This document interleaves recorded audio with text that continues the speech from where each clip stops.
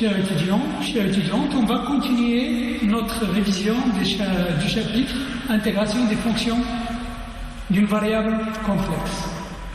Alors, on arrive ici au zéro d'une fonction complexe. La définition, on dit que Z0 est un zéro d'ordre n d'une fonction f si f de Z0 ainsi que f' de Z0 et ainsi de suite jusqu'à la dérivée d'ordre n-1 de Z0 est nulle, mais la dérivée f d'ordre n de Z0 est différente de 0.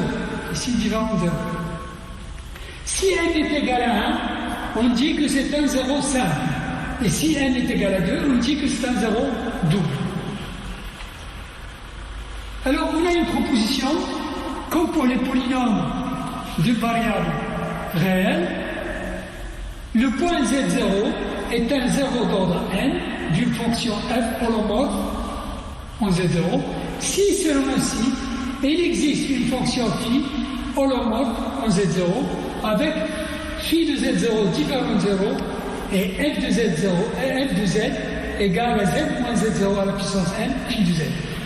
Ça veut dire que f de Z se factorise en un polynôme, un monôme, Z moins Z0 à la puissance n, que multiplie une certaine fonction, holomorphe n aussi, mais vérifiant phi de Z0 différent de 0. Exactement comme pour les polynômes d'une variable réelle. Alors, la preuve calque aussi la preuve de ce cas-là. Il utilise le développement de Taylor au voisinage de Z0 à l'ordre n. D'accord? Donc, on écrit un développement de la fonction f au voisinage de Z0 à l'ordre n, et on utilise la définition de tout à l'heure. Alors, un exemple, trouver les zéros de la fonction 1 plus cos z et déterminer leur ordre. Alors, ici, donc cet exemple-là, on va le faire. Alors, le cosinus z, par définition, c'est l'exponentielle iz, exponentielle plus exponentielle moins iz sur 2. Et on va résoudre l'équation cos z égale à moins 1. Cette équation-là, c'est équivalent, en faisant passer, c'est équivalent à ça, exponentielle de iz plus 2 exponentielle iz plus 1 égale à exponentielle iz plus 1 au carré, égale à 0. Donc, ça donne exponentielle iz est égale à moins 1. Or, un z, c'est un x plus y. Donc, exponentielle iz, c'est exponentielle moins y, exponentielle ix. C'est exponentielle moins y, le tout facteur de cosinus x plus i sinus x. Par le module de cette partie-là, on constate que l'exponentielle moins y, c'est 1. Et bien sûr, en utilisant la partie réelle et la partie imaginaire, on a cos x est égal à moins 1. Ici, ça donne y égale à 0. Et cette équation-là, pour x réel, ça donne x est égal à 2n plus 1 pi, pour n appartenant à z. Par conséquent, les zéros de la fonction sont les points zn égale 2n plus 1 pi. Alors, pour déterminer l'ordre, il suffit de se rappeler que la dérivée de cosinus, c'est la fonction moins sinus, et donc calculer moins sinus dans ces points-là, et on trouvera que ce sont des points non nuls, et donc ce sont les points Zn sont des zéros simples. Maintenant, on va passer à une autre définition, les points singuliers isolés. Définition, on dit que Z0 est un point singulier isolé d'une fonction f s'il existe un voisinage de ce point Z0, dans lequel f est holomorphe sauf au point Z0. Le point Z0 est dit point singulier éliminable de f si cette fonction admet une limite finie en ce point. Donc, bien sûr, si f admet une limite finie au point Z0, je peux prolonger ma fonction f au point Z0 en posant f de Z0 est égal à cette limite, L. Et donc, la singularité est artificielle, il n'a pas à avoir lieu, donc ce n'est pas intéressant. Par contre, si la limite de f de z quand z tend vers z0 est infinie, ce qui correspond à la limite de 1 sur f de z quand z tend vers z0 est égal à 0, dans ce cas, on dit que z0 est un pôle de f. Le point z0 est un pôle de f d'ordre n s'il est 0 d'ordre n de 1 sur f de z. Et puis, le dernier cas, c'est un point z0 singulier essentiel. Alors on dit que le point z0 est un point singulier essentiel de f si f n'admet aucune limite, ni finie, ni infinie au point z0. On va voir quelques exemples. Un exemple. Alors, l'exemple le plus célèbre ici, c'est la fonction exponentielle 1 sur z carré. Alors, cette fonction-là, si pour x réel, si vous prenez z égale à x, vous obtenez exponentielle 1 sur x carré, et comme x tend vers l'infini, 1 sur x carré, quand x tend vers 0, 1 sur x carré, il va tendre vers l'infini, plus l'infini, donc exponentielle de plus l'infini tend vers plus l'infini. Par contre, si vous faites z égale à iy, vous prenez, alors f de iy, y réel, c'est exponentielle moins 1 sur y carré. Quand y tend vers 0, il est évident que moins 1 sur y carré tend vers moins l'infini, et par conséquent, l'exponentielle tend vers 0. Donc, ces deux limites sont différentes. Donc, la fonction f de z n'admet pas de limite au point z égale à 0. Donc, le point z égale à 0 est un point singulier essentiel de la fonction exponentielle 1 sur z carré. Voilà. Maintenant, on va passer à une autre définition, mais couplée d'une proposition. Si on a une fonction holomorphe dans un domaine T, et Z0 un point de T, alors f est développable dans un voisinage de Z0 une série entière de Taylor. Alors une série entière de Taylor, c'est quelque chose comme ça. F de z est égal à somme de n est égal à 0 jusqu'à l'infini de Cn, z moins z0 à la puissance n. Les coefficients Cn, on peut même les calculer par la formule qui est là. 1 sur 2pi, l'intégrale sur gamma, f de z, z sur z moins z0 à la puissance n plus 1, dz. C'est, d'après les formules de Cauchy, c'est la dérivée n de f au point z0 sur factoriel n.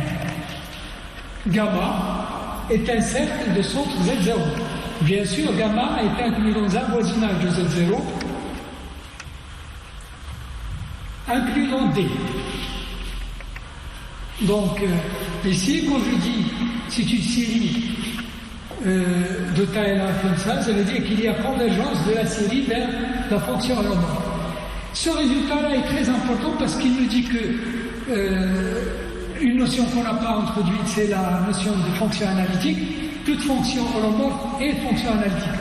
Fonction analytique, ça veut dire développable au voisinage de chaque point, Z0. Ce résultat-là n'est pas vrai pour les fonctions réelles. Donc il n'est vrai que pour les fonctions holomorphes dans un domaine. Alors, de plus, la proposition permet de calculer le rayon de convergence de la série qui est là. On dit le rayon de convergence de cette série-là est égal à la distance qui sépare le point Z0 du point singulier le plus proche de R. C'est-à-dire, le point Z0, il est dans D. Et puis je regarde le point le plus proche qui est un point singulier. Et donc, cette distance-là, c'est le rayon de convergence de cette série. Alors, pour illustrer cette proposition, voici un exemple. Le logarithme de 1 plus z. Alors, il admet une série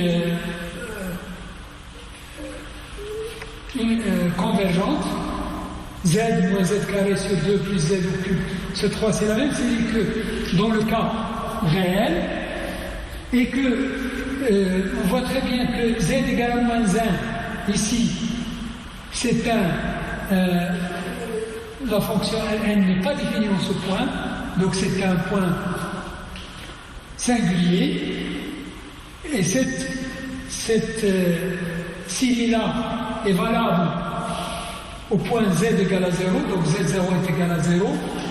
Donc, le rayon de convergence de cette série, c'est la distance de 0 à moins 1. Donc c'est R égale à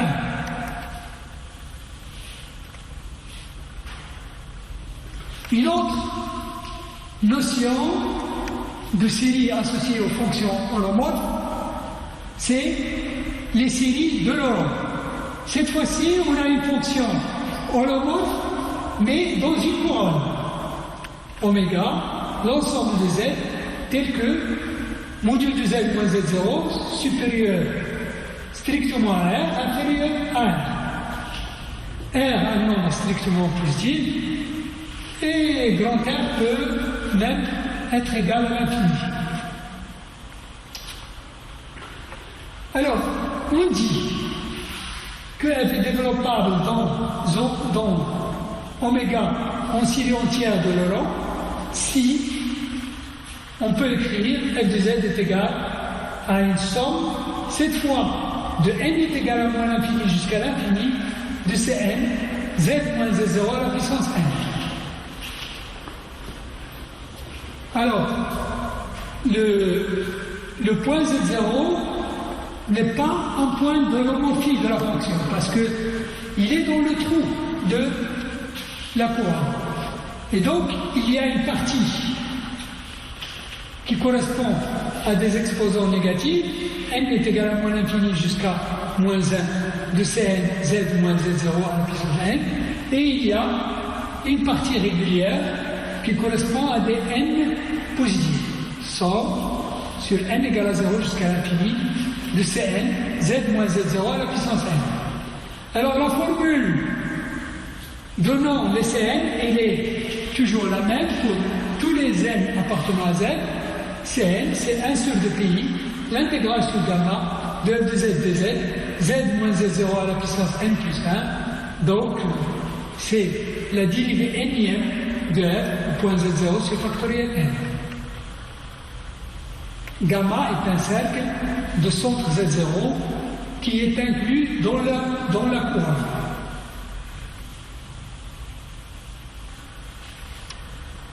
Alors, la partie somme de n est égale à 0 jusqu'à l'infini de Cn, z moins z0 à la puissance n, c'est la partie régulière. Alors que la partie n est égale à moins l'infini jusqu'à moins 1 de Cn, z moins z0 à la puissance n, c'est la partie principale. Voyons maintenant un exemple.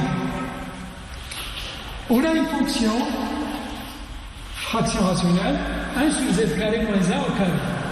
On a une couronne, c'est-à-dire un cercle de centre 1 et de rayon 2 privé du point 0,0. Alors ici, cette fonction-là, elle est évidemment holomorphe dans la couronne, et donc il admet un développement de Laurent, et avec les coefficients qui sont donnés par 1 sur 2 pi, l'intégrale sur gamma de f de z, z moins z0 à la puissance n. Donc, je remplace ici f de z pour z0 est égal à 1, ou z0 est égal à 1, c'est n, c'est 1 sur 2 pi, 1 sur z moins 1 à la puissance n plus 1 plus 2, ça fait n plus 3, et ici z plus 1 au carré. Alors donc, on va calculer ces intégrales-là.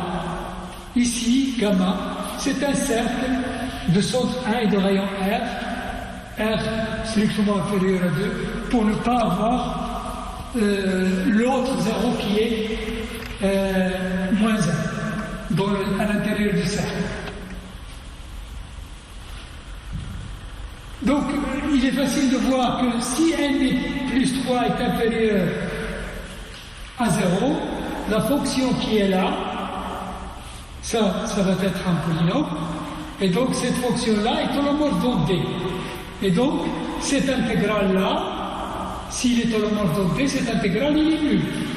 Parce que toute cette fonction-là, elle est holomorphe à l'intérieur de gamma, donc cette intégrale, il est nul.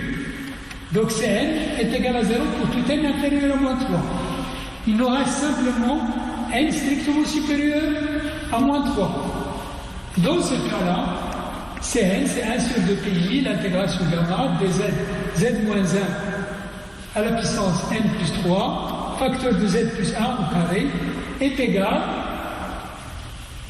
la formule de dérivation 1 sur n plus 2, le tout factoriel, la dérivée d'ordre n plus 2 sur dz à la puissance n plus 2 de 1 sur z plus 1 au carré.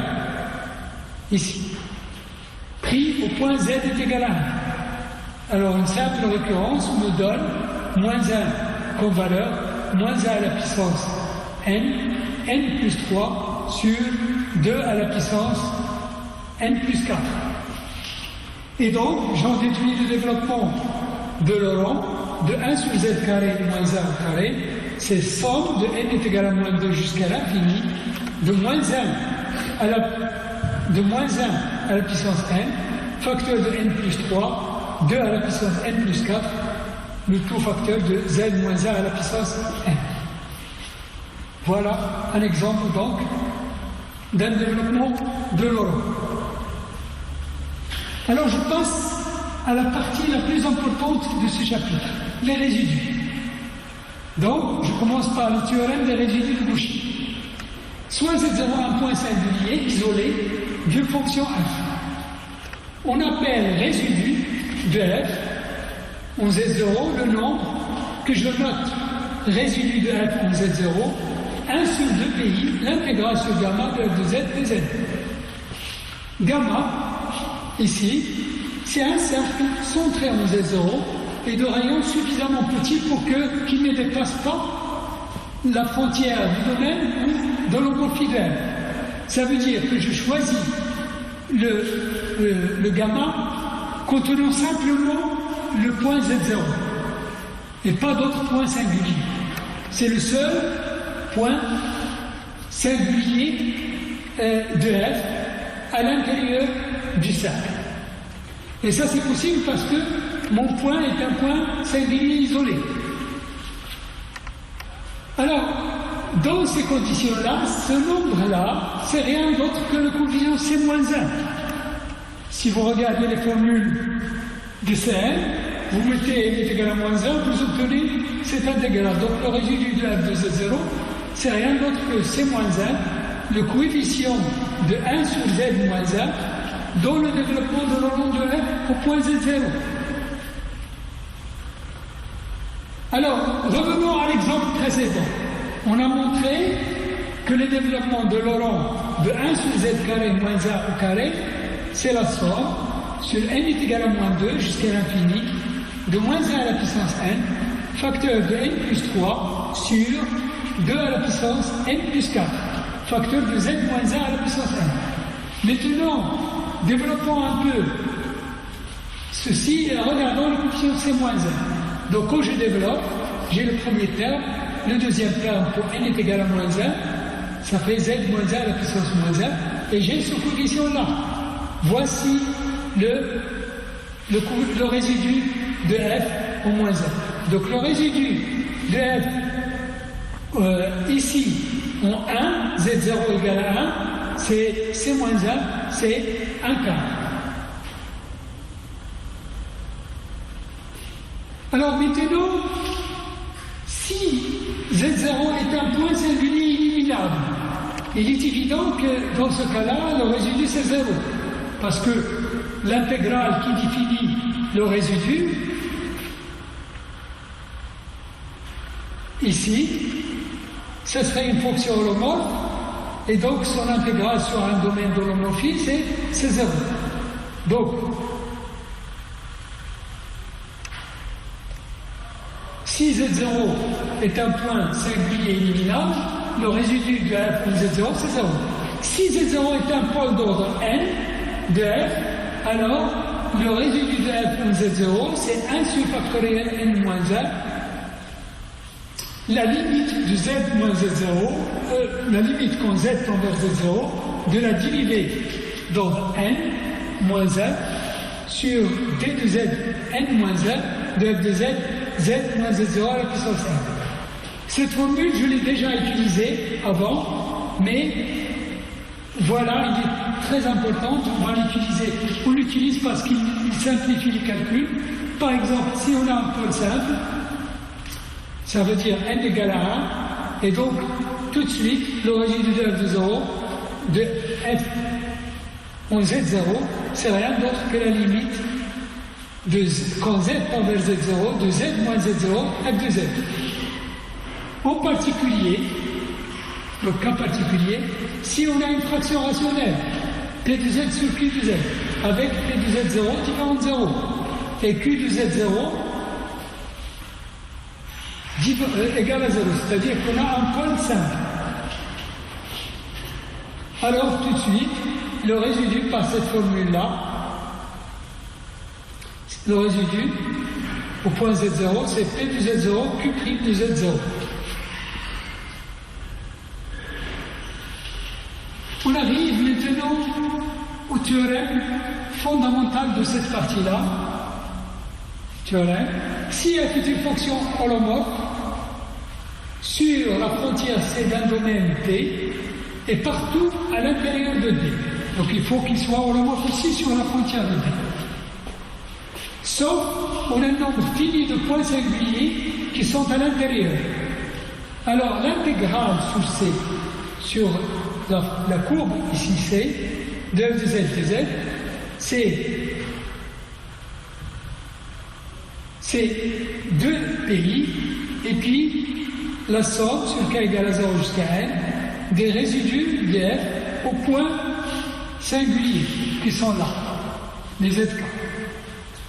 Ça veut dire le calcul de l'intégrale est ramené au calcul des résidus, d'où l'importance des formules qu'on a vues avant. Alors, un exemple.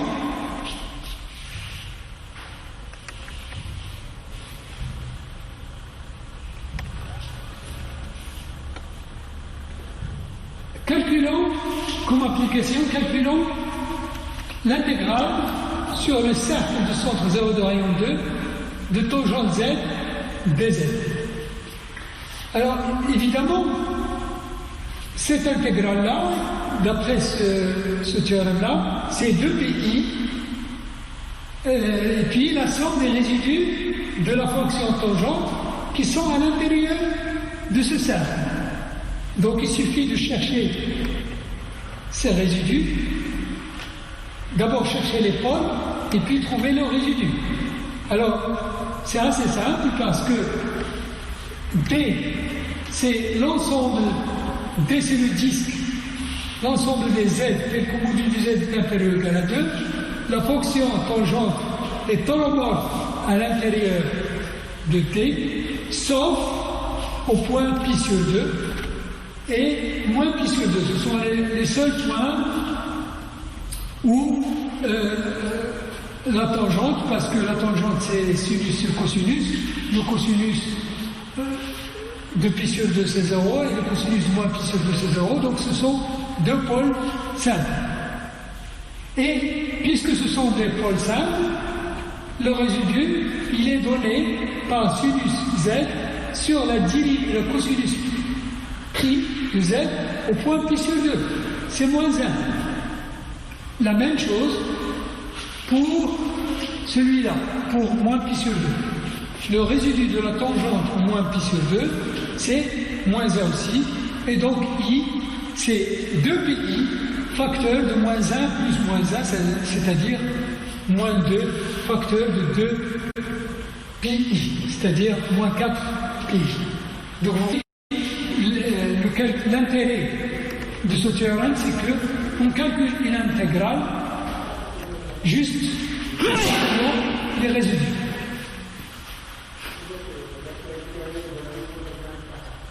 Deuxième exemple, calculons l'intégrale sur le module de z, 1 sur z moins 1, sinus 1 sur z, dz.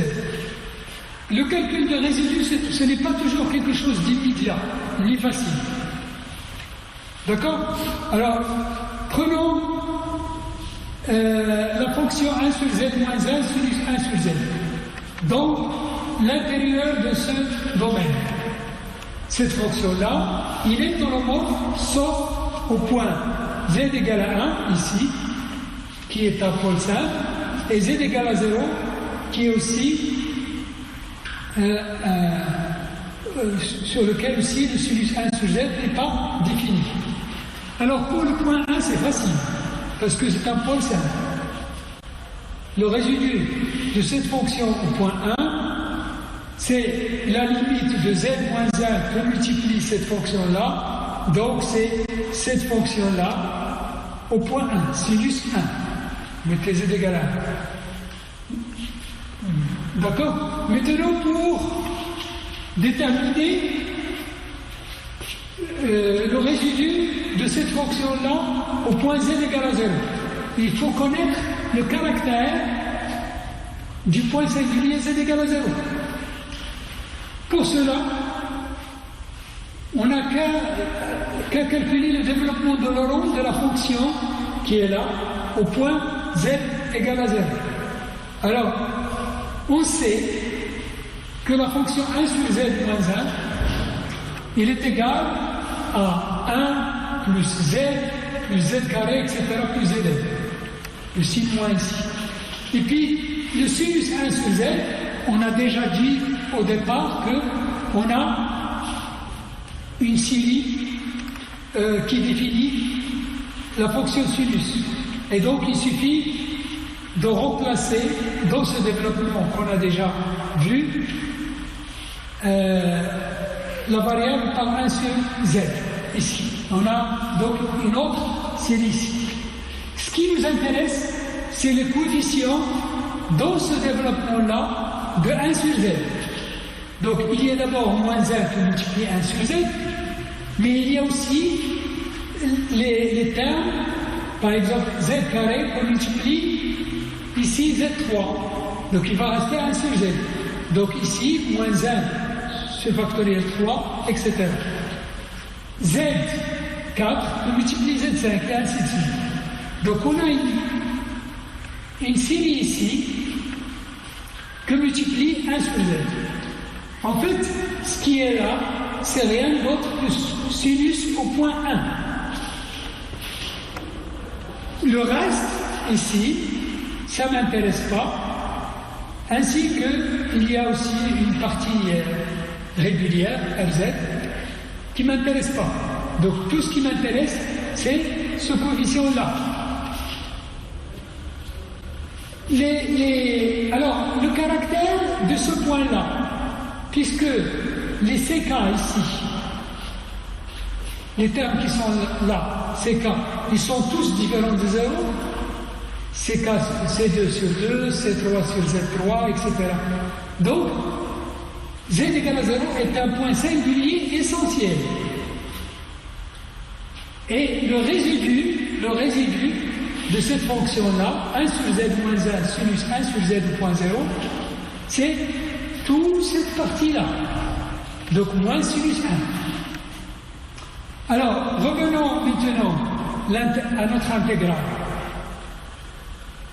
Ici, on a un résidu est égal à sinus 1. Et ici, on a moins sinus 1. Donc J est égal à 2pi sinus 1 moins sinus 1, c'est 0 est égal à 0. Alors, je signale que notre fonction n'est pas du tout holomorphe dans le domaine. Et pourtant, l'intégrale sur ce domaine vaut 0.